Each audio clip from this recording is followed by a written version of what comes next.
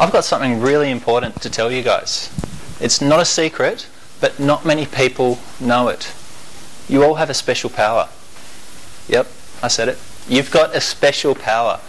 And that's the power to create worlds, to create whatever world you want. It could be a world, a digital world, where animals run amok because they're grumpy. It could be a hi-fi digital world where heroes quest for glory. The world you create, or can create, is limited only by your imagination and your will. And collaboration, I heard this morning. Now, it's not just game developers who can create worlds. Everyone in this room can create whatever world you want to create. Think about it for a moment. I was going to say, think about what world you would create with imagination, will, and collaboration. I think the first time I wanted to create a different world, or started thinking about a different world, I was 7 years old. Would have been about 1985. I saw something on TV. It was about the famine in Ethiopia. I saw a child on TV. It was a child just like me. But this child was starving, and I mean like really starving. I was a precocious little child, and I turned around and I asked my mum, why? Why is this child, just like me, starving on TV? And my mum, she said, there's a famine in Ethiopia. They don't have enough water. They can't grow food. I'm like, well, why can't we give them some of our food? What's wrong with that? Poor mum, she smiled at me. She thought, dear little kid, the reason we don't give them any of our food is because that's just not enough for all of Ethiopia. Well, come on, mum. Why doesn't everyone with food share their food with all the people who don't have some? Isn't it just that simple? Poor mum. I do feel bad for her.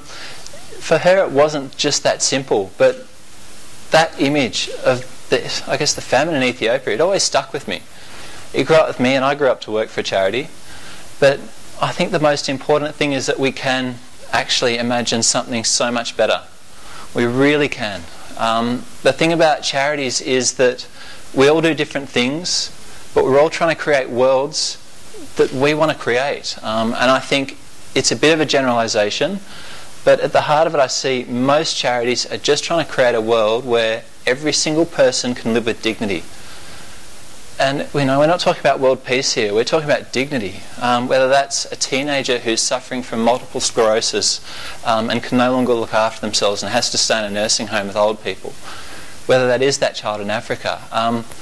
Dignity is something we can do something about. We're not talking about things we can't fix. We're not trying to change nature. Poverty, slavery, child labour, health, education.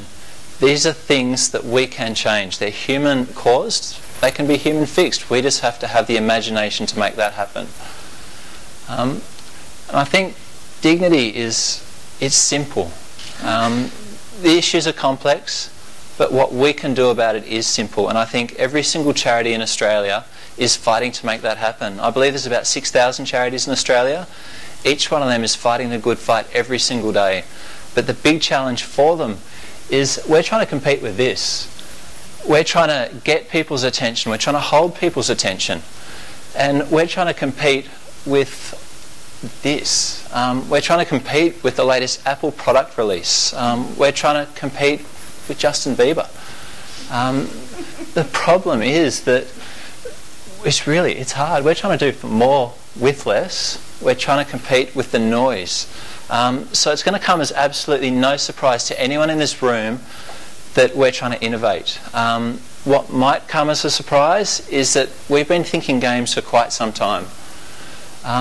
World Vision itself, we've been experimenting games with almost 10 years now. It surprises me. It's not just, I'm going to go through some examples today of some digital games. What we're trying to do, or a lot of what we do, is about earning money. If we can't actually create the worlds we want to create, if we don't have money to do it. It's as simple as that. But to get the money, people have to actually care about it. And to care about it, they have to know about it. They have to want to do something about it. So to cut through, we've really got to do everything we can do. The games I want to show you today, going back, are from across the world. Came out in 2005, and just for those playing at home, that is when MySpace was still cool. It was a while ago. This game came out of our New Zealand office, and it's all about educating children and families about child labour. Child labours, you would have seen the Sharon footballs, it's still there. Slavery, it's all still there. Where this game was really cool was that it was actually part of a much bigger movement. It was a part of a transmedia project before transmedia was even a word. There was an education and resource centre for parents, for teachers. The game itself took students, or players of any age really, but essentially young people, to this village in India where child labour was an issue. They go through a little social work course where they get tips about the issues. They also get to read the case on each of the child, and then they're awarded points for good decisions that they make, which will help take away child labour in this village. Now, this game, I think, for 2005 was good, is that it was part of something a bit bigger, it had a bit of momentum behind it, and because it was a part of a bigger movement, it means that World Vision then had the funds to put in to help sort of get people on board. It was a book, there was the game, there was sort of the resource centre, and it was a bigger outreach program around this. With that said, something like this now probably wouldn't quite do it, and I think what I'd like to see, if we were to do a game like this again in 2012, I'd really like to see how much further we could take the whole concept. How could we actually reach more people? How could we take this and make the game accessible and playable to adults? Because as we know, games aren't just for children. The other thing I think about this game is that's something we made ourselves just because we happen to have somebody who was working on our website at the time who could do this sort of development, and that's what a lot of charities are doing at the moment. This game was actually made in 2012 by Mosquito, sorry. This came out of Sweden, and again, there were staff in Sweden who could just do this. They had a bit of spare time, so they made the game. Typical mobile game, you're going about and you're squashing mosquitoes. Why? Mosquitoes cause malaria. That's how malaria is spread in a lot of third world countries. So this was all about Malaria Day, raising awareness, getting kids as well as adults to just play a nice fun game and just raise awareness with people who might not otherwise have done it. The cool bit about this game was that, I guess, World Vision in Sweden shared the concept with all our other offices across the world. So we've got this in the UK, we've got it in a few other countries. We didn't take it in Australia just because we didn't have anyone who could actually change the code enough to make the donation at the end of this game accessible to us. With that said, Malaria Day happens every year and we probably will actually do that next year. Moving on, I think I mentioned before about those two games before was something that we built ourselves. Where the whole gaming industry and I guess the charity industry are starting to collide is around they're wanting to help us, we really need their help.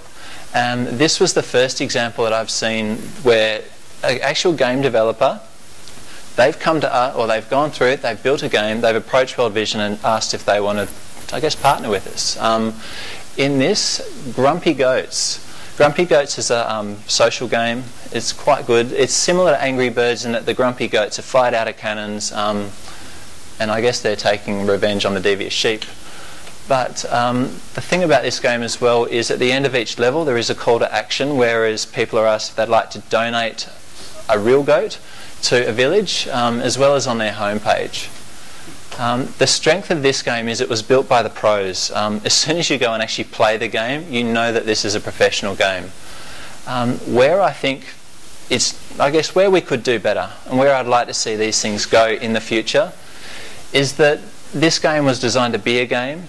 There was a relationship between the animals, but the actual call to action, it's not a part of the gameplay. It's not inbuilt. People aren't taken on a journey, and that's just something that they do. And I also think for World Vision's part, we could probably support this game a little bit better. It's in the US, and their teams are sort of doing a lot of things, but the big question in that office has been, outside of sending it to our database, getting our sort of stakeholders and advocates involved, what more can we do to actually help promote this? And I think with the games, if they're designed custom, they're designed for the communities that we're trying to target, I think we could actually go a little bit better. But with that said, where this worked, where other games haven't worked, and I should say World Vision in the US is based in Seattle. That's where Microsoft is run, and a lot of the other tech companies. They get approached probably every month by people who are saying, hey, we've got this great idea for a game, all we need is funding. And look, I'm just going to put out there and say charities aren't the right people to ask for funding. It's not going to happen. It's a nice idea, and it doesn't matter how good that game is, it's not going to happen. Now, what I want to show you is, I guess, a game that's actually working really well, or is going to work really well.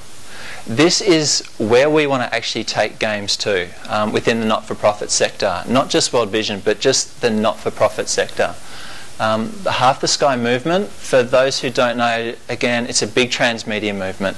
It started with a book written by a journalist which is now on the New York Times #1 bestseller list. There's a TV series which is going to complement it. There's already the mobile games. But what these guys have done is they're starting a social game. This game it's going to be good. I should say, as a part of the movement, what's really got there is, you would have seen with Coney earlier this year, there was a big movement, a whole lot of advocates that actually led to that hitting mass media. It was because of all the supporters, the influencers, that meant they could actually come up and make it on the project. And we all saw it through the book. They've got a lot of influence. There's a lot of celebrity influence. People are already talking about it. So by the time the TV series runs, by the time this game comes out, it's already there, and that's actually going to extend the reach. The real reasons this is actually going to be a huge success is that it's a part of a movement. As I said, this is something that's going to build, it's going to get momentum. The author of the book, Michael Christoph, I believe, is a very well-known journalist who's just currently gone to Syria, I think, last week. So they're going to take this movement, which is right now about women, and they're going to turn it into something a lot bigger. The game itself, as I said, this is developed by the pros. The executive producer of this game is actually Games for Change in New York. More importantly, it's also, I think it's the Frima Studios are involved, and Zynga are also giving up some developers to help actually build it. For what I've seen of this game, it's the real deal. It's a good game. The real secret success here is corporate funding. Everybody here today, I've heard a lot of people talking about funding. How do we get money? Look, I could get sidetracked on that issue. But the secret to success, whether you're a charity or whether you're a game developer, is corporates. Governments come and go, they change, policies change quickly. It takes a lot to get through. What stays the same every single year is corporates are getting richer and richer. We're also, as a society, expecting more from them. Every charity I know is looking towards the corporate sector to put in money to do it. If I was a game developer or I had an idea, that's exactly where I'd be heading. This game for Half the Sky was developed, is funded by the Ford Foundation. The UN Foundation's in there, Intel's people are in there. I mean, they've got serious funding, and that's exactly what you need to take it to the next level. About the game itself, giving is in the game. You start off as a small girl in an Indian village. Her name's Radhika. Every quest is around an issue of rights, of issues, and you're educating along the way. But at the end of that quest is an opportunity to actually give. You might buy a goat, you might do something else, but the actual giving is then built into the gameplay. Half the Sky movement have partnered with World Vision and 5 other charities, and what I like about that is people can sort of get involved with the charities thereafter. They might want to give a goat through the Heifer Foundation, they might want to do something with World Vision. Either way, that's cool because they're getting to know charities they might not have known. And I mentioned that I think having strong charity partners for these guys is really important also. That's 6 charities they're with. World Vision's the biggest charity in the world. The other charities they've partnered with are in various sizes, but all pretty substantial. When you take that database of every one of those organisations, it means you've now got millions of people who automatically, at the end of an email, are already aware of this. They want to play it, they want to advocate for it, which helps the game developers, it helps Half the Sky movement, and of course it helps each of those charities. Now, I think the example from that, and what's really sort of hit me, is that at charities we've got some really big ideas about what sort of worlds we want to create. We want to connect with other people who want to create good worlds too. But as far as games go, we want to do so much more. There is so much more we can do. Things like the Half the Sky game, we want to keep doing it because we know it works. We know that's what actually cuts through. The difference is we can't do it by ourselves. We might have a web developer, and to be honest, if they're as good enough to produce that, they're getting lots of offers from lots of different people. Charities, you know, it's not going to get you the big bucks, let me tell you. But we need help. And you guys and game developers, everyone can do it. We've got a few things a bit here about why partner for a charity.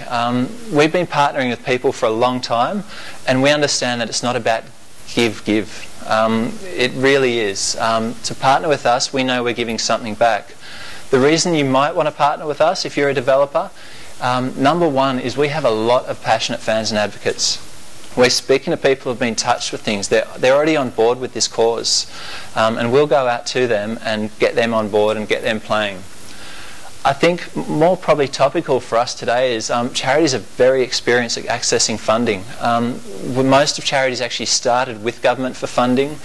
We've been doing it for as long as our charities have been in existence. World Vision's been around for 60 years. That's 60 years experience with government funding. Equally important in my mind is corporate connections. Most boards at charities are actually made up by fairly influential corporate members. So if you want to get in touch with them, we're sort of already thinking about how we can partner with corporates. We've got the experience doing it, and a lot of the charities already have the connections. More importantly, we do awesome work. We really do. We're out there trying to create a world. Again, it's with imagination, with hope, with will, and with collaboration. And it's got to be fair to say, we really do go a long way to help the people who we care about. This picture's to pick up letters from a village somewhere in South America. It's a 2-week track just to get letters from a supporter who sponsors a child to the village itself. As far as partnering with your charities, the best advice I can give anyone is find something you're passionate about, your staff are passionate about. Find that charity and partner with them. It doesn't matter if you want to partner with the biggest, that's all well and good, but if you're not on board for that cause, it's not a right match. It doesn't matter, the big charities, small charities, they've got their pluses, they've got their cons. Really, if you want a decision quickly, partner with a small charity. If you want a long-term investment and to build momentum, think about a big charity. Either way, it's going to come down to the cause. Find a world that you want to create, find a charity who's trying to create the same world, and just connect. Get in touch with them. They'll be really eager to hear from you. The message really is, let's create a world we can all play in. We know games work, we know they're powerful, and we also know that the world we live in now can be a lot better. So do get on board, find a charity, and let's all play. Thank you.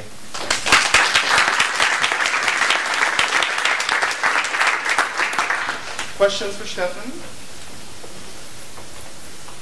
If the charity doesn't provide funding to make the game, how would a game developer fund that development and pay their own development?